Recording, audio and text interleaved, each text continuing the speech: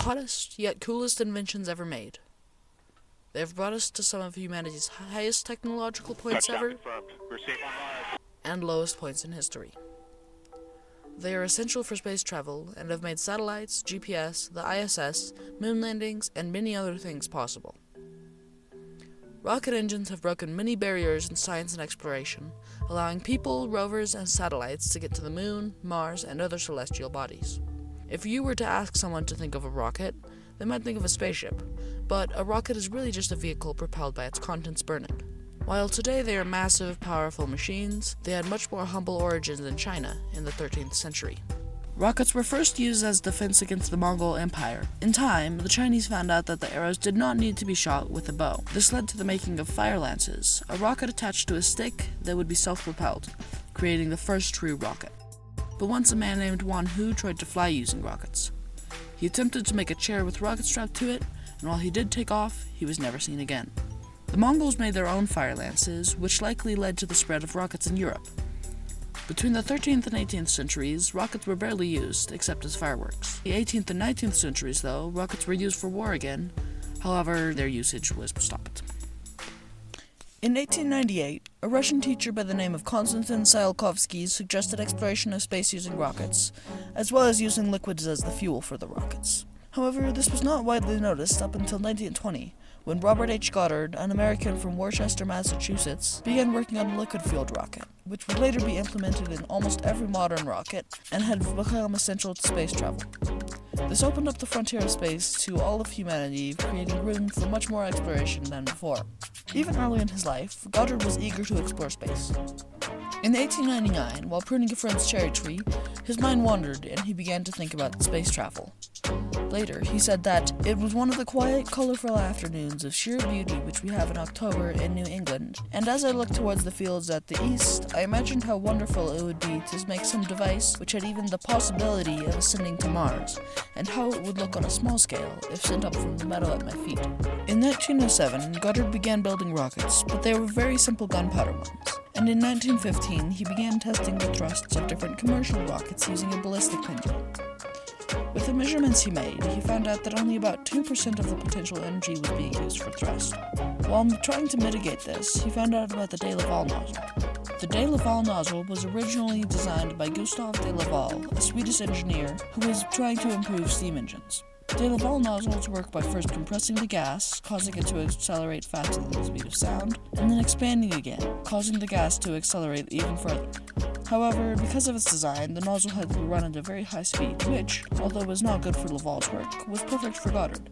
Implementing the de Laval nozzle increased the jet velocity from 1,000 to about 7,000 feet per second. After that, Goddard turned to the Smithsonian, asking for funding to support him making a rocket that could reach space. In January 1917, the Smithsonian gave him a $5,000 grant, and Goddard began work on what he called the reloading feature, using smaller pieces of solid fuel that would be fed into the rocket similarly to the bullets in a machine gun. In 1922, Goddard decided that the reloading feature would not work, and so began to work on liquid fuel. Propelling a rocket with liquids proved to be much more difficult than with solids, as the liquid oxygen had to be kept cold, the gasoline and oxygen both had to be pumped at a steady rate, and the nozzle had to be kept from overheating. He kept the nozzle cool by piping the liquid oxygen next to it. Goddard made the rocket so that the engine would be above the tanks, and the two fluids piped up to it on opposite sides of the rocket. He did it this way so that he could more easily regulate the flow of the gasoline and oxygen, as well as to increase stability. And finally, after over 3 years of work on it, the rocket was ready. On March 8, 1926, Goddard went to his Aunt Effie's farm to test the rocket, dubbed Nell, or Goddard 1. Unfortunately, the launch failed, but only 8 days later, Goddard tried again, and this time succeeded. The rocket flew for 2.5 seconds, traveling 41 feet vertically and 184 horizontally. On March 17, 1926, Goddard wrote in his diary, "The first flight with the rocket using liquid propellants was made yesterday at Aunt Effie's farm in Auburn.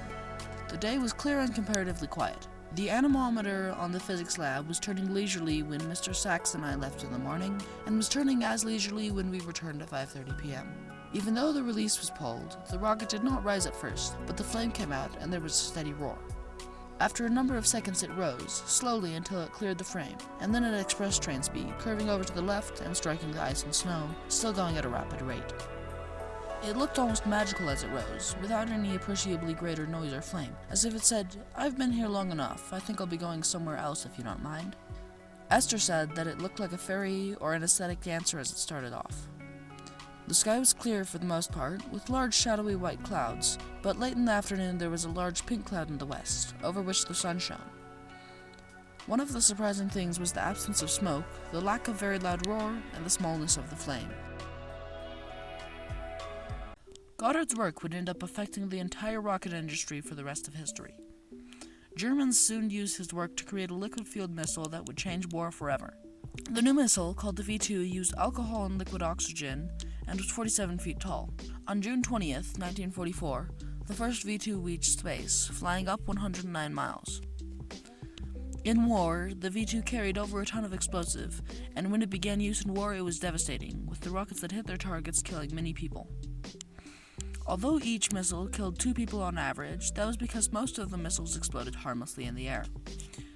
The worst V-2 attack killed 567 people and injured about 300. Although liquid-fueled rockets assisted in the making of the V-2, it also allowed bigger rockets to push the frontier of space travel, rockets like the Saturn V from the Apollo program. This rocket was powered by engines providing 7.6 million pounds of thrust at liftoff. The Saturn V had 3 stages, which was another one of Goddard's ideas. Each stage provided thrust until it ran out of fuel, then it dropped off of the rocket. This got people to the moon and made many moonwalks and discoveries on how to do it better. Later, in 1981, after some test flights, the world's first reusable rocket was launched, the Space Shuttle.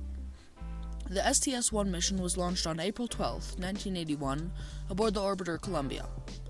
The rocket was composed of 2 SRBs, solid rocket boosters, and 3 RS-25 engines on the orbiter, fueled by a giant rust-colored external tank. The SRBs provided the majority of the thrust before falling into the ocean, and they were soon followed by the orange tank.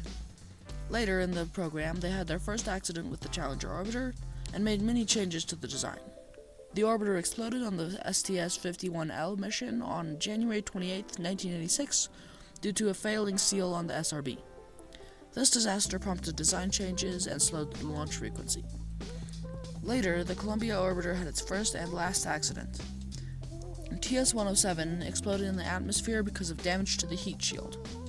This happened on February 1st, 2003, and made procedures to check the shield in space more common. The program later ended in 2011 after the STS-135.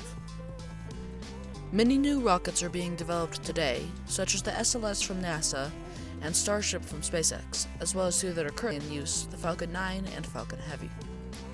Robbert Goddard's work has expanded the aerospace frontier and allowed for many innovations that still affect us today. GPS and Google Earth are only possible because of satellites launched by rockets, which would be impossible without Goddard's work. Many more things are yet to come with rockets. Someday we will get people back to the moon and maybe even to Mars. It only depends on our wants and needs.